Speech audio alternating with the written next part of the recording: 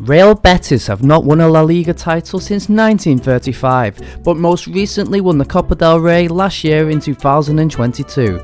Can they build on that success with an ageing squad? We made many sales to try and generate funds, including Borja Iglesias for 23 million to Spurs. Here comes the money. Oh, so we thought.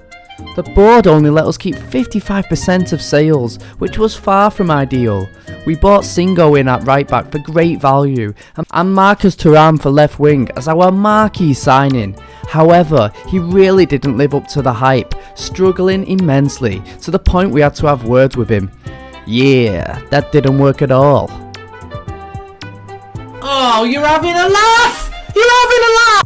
Our setup would be a 4-2-3-1, looking to control possession. Our summer signing Singo would make an immediate impact, winning us a penalty in our first game versus Barcelona. Real Betis legend and veteran, Joaquin, took the ball away at the grand age of 41 years. Barca would respond quickly when the ball found its way to Busquets, who powered home. Goal scorer Joaquin would now turn provider, as he found Fekir in the middle, who finished nicely. Barca looking dangerous, Lewandowski free, no! Despite a decent result versus Barcelona, we was unable to build on this as we faced Almeria at home. This was a game we should be winning, but they outclassed us and blew us away with ease. We responded from this disappointment with 2 consecutive 3-0 wins, and despite going a goal down versus Getafe, we was able to turn it around after a fine performance from Fekir and his 2 goals. Our Europa League campaign was straightforward enough and meant that we went into the final game fighting for top spots with Roma. We would usually rotate our team in this competition, and Juanma got us the opener and William Jose rounded off the scoring to ensure we avoided a game with the Champions League third places. Consecutive league draws followed as our Canales 90th minute free kick magic got us a vital win. Our inconsistency continued as Espanyol FM'd us and got a win with their only shot on target. A tough game versus Atletico followed, and they punished us early on through a Griezmann volley. They then doubled their lead through a Llorente as it looked like it wasn't going to be our day. We did manage to get a goal back through Fekir as he pounced on the loose ball.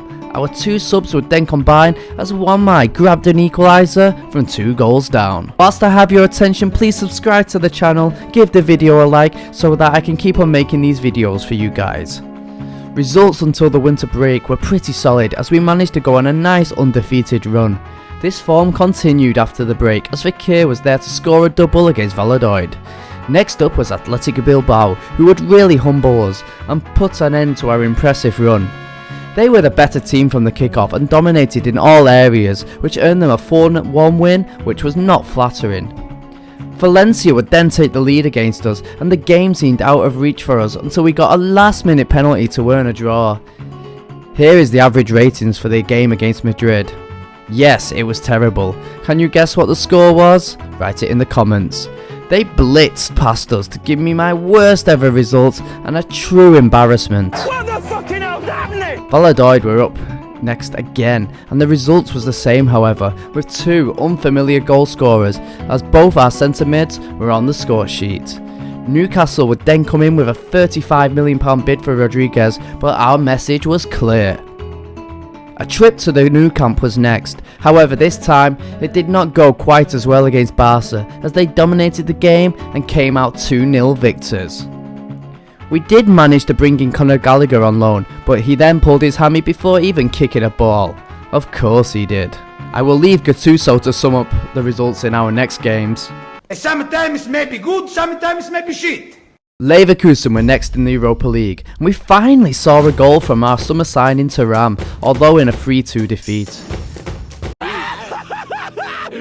Finally! We then saw another Thuram goal in another defeat. That result left us 10 points off 4th spot, but we had the Europa League to focus on, and we managed to take it to penalties.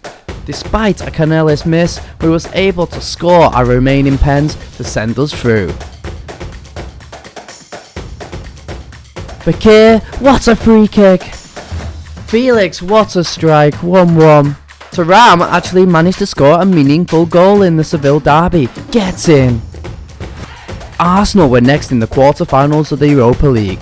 The first tie ended 0-0 in a bore draw, but the excitement all lay in the second leg, which was a fantastic end-to-end game. Willian Jose and Gabriel Jesus both grabbed braces as the game looked to be going into extra time, but El Neni had other ideas with a monstrous strike to win the game at the death, waving us goodbye to the competition. Results from then on went reasonably well, but our old foes, Real Madrid, would be there to put an end to that with an easy 2-0 win. Not quite the 10-0 humiliation this time at least. Going into the final game, we would be outside the Europa League spots by 3 points, but would play 6th place Valencia in the last game. Whilst 5th place Sevilla played 7th place Atletico, there was still all to play for. Young Brazilian winger Luis Enrique stole the show for us, getting an early second half brace to secure a 6th spot and the Europa League football next season. Please support the channel as these videos take a lot of time and effort to make. Your support is appreciated. Thanks.